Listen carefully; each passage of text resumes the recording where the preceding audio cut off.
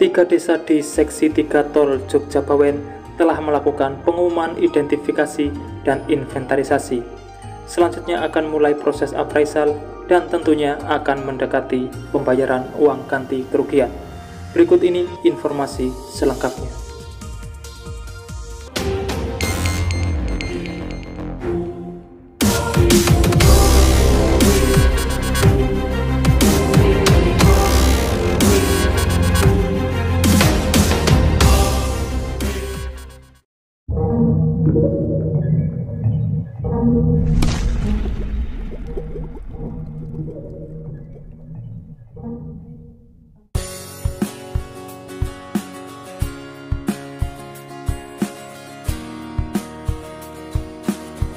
Seperti biasa, sebelum berlanjut ke pembahasan, dukung selalu channel ini supaya terus berkembang dan bisa menyajikan informasi di setiap harinya, tentunya dengan subscribe dan nyalakan loncengnya, sehingga Bapak Ibu semuanya akan terkoneksi jika ada kabar terbaru yang saya bagikan.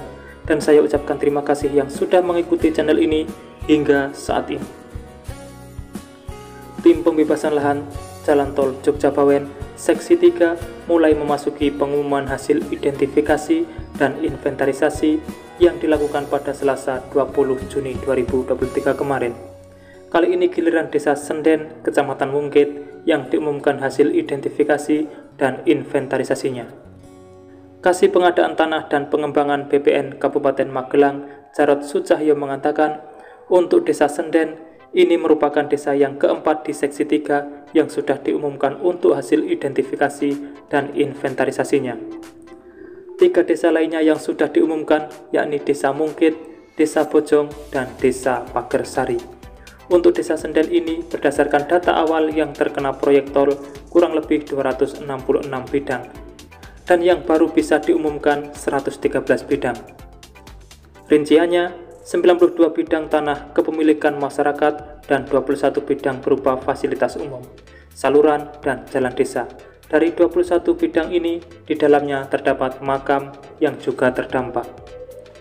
Untuk lahan makam yang terkena ada 2 bidang. Nantinya untuk menyelesaikan akan dilakukan relokasi. Jadi, prinsipnya makam akan dipindahkan ke tempat lain. Setiap makam juga akan dinilai. Karena prinsipnya relokasi makam, jadi makam juga akan diganti seperti semula, baik bentuk maupun ukurannya. Kepala Desa Senden Nanang Budi Prasetya membenarkan jika 2 makam di Desa Senden terdampak proyek tol. Warganya menerima proyek Jalan Tol Jogja-Bawen dan mendapatkan ganti untung yang lebih besar seperti daerah lainnya.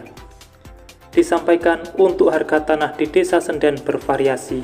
Jika berada di pinggir jalan sebelum ada program jalan tol, kisaran 300.000 sampai 400.000 per meter persegi, dan sekarang sudah naik 2 kali lipat.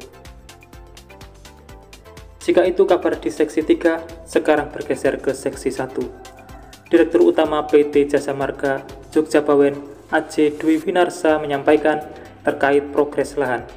Telah terbit serat palilah dari Keraton Ngayogyakarta Hadidiningrat. Serat palilah itu tentang pemberian izin sementara pemanfaatan tanah kesultanan kepada Direktorat Jenderal Bina Marga Kementerian Pekerjaan Umum dan Perumahan Rakyat. Dari total 7 kelurahan tanah kesultanan, telah terbit serat palilah untuk 3 kelurahan.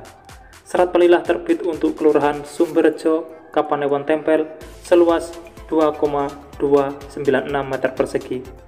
Kelurahan Margomulyo, Kapanewon Sayegan seluas 297 meter persegi pada 15 Juni 2023. Kemudian Kelurahan Tambakrejo, Kapanewon Tempel seluas 33.176 meter persegi pada 19 Juni 2023. Dan Sultan Gron yang berfungsi sebagai makam terletak di Kelurahan Margokaton, Kapanewon Sayegan seluas 2.555 meter persegi pada tanggal 26 Mei 2023. Dijelaskan, serat palilah ini sebagai dasar untuk melakukan pengurusan lebih lanjut mendapatkan serat kekancingan untuk pemanfaatan tanah kesultanan. Serat ini menjadi langkah awal untuk bisa memulai pekerjaan konstruksi pembangunan Jalan Tol Jogja-Bawen. Saat ini progres Seksi 1 ruas Jogja sampai Simpang Susun Banyurejo sepanjang 8,8 km mencapai progres konstruksi sebesar 29,06% dan progres lahan sebesar 65,64%. Mengenai konstruksi, saat ini sudah pemasangan Erickson Girder proyek Jalan Tol Jogja-Bawen telah dilakukan. Hingga saat ini total girder yang terpasang ada di 3 lokasi, yaitu di Kelurahan Banyurejo, di Kelurahan Margokaton, dan di Kelurahan Sumberjo.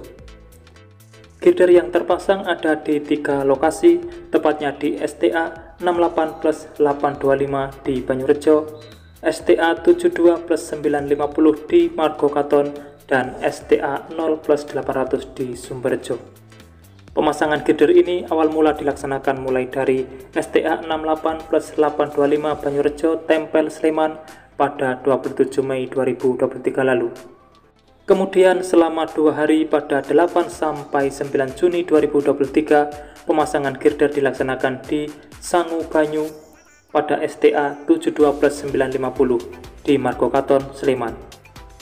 Selanjutnya PT JJB melaksanakan kembali pekerjaan pemasangan girder di STA 0+800 di Sumberjo, Kecamatan Tempel, Kabupaten Sleman pada 16 sampai 17 Juni 2023.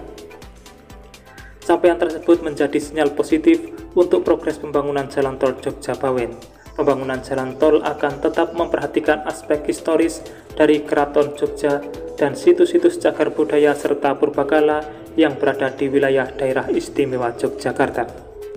Tentunya untuk menjaga kelestarian lingkungan hidup, diharapkan Jalan Tol Jogja-Bawen ini bisa menerapkan Green Toll Road dan dengan beautifikasi jalan tol yang indah sehingga nyaman dilewati oleh pengguna jalan. Itulah progres terbaru mengenai tahapan pembangunan Tol Jogja-Bawen untuk saat ini. Nantikan selalu perkembangan selanjutnya hanya di channel ini. Terima kasih telah menonton. Saya pamit undur diri dan wassalamualaikum warahmatullahi wabarakatuh. Sampai bertemu di kabar menarik selanjutnya.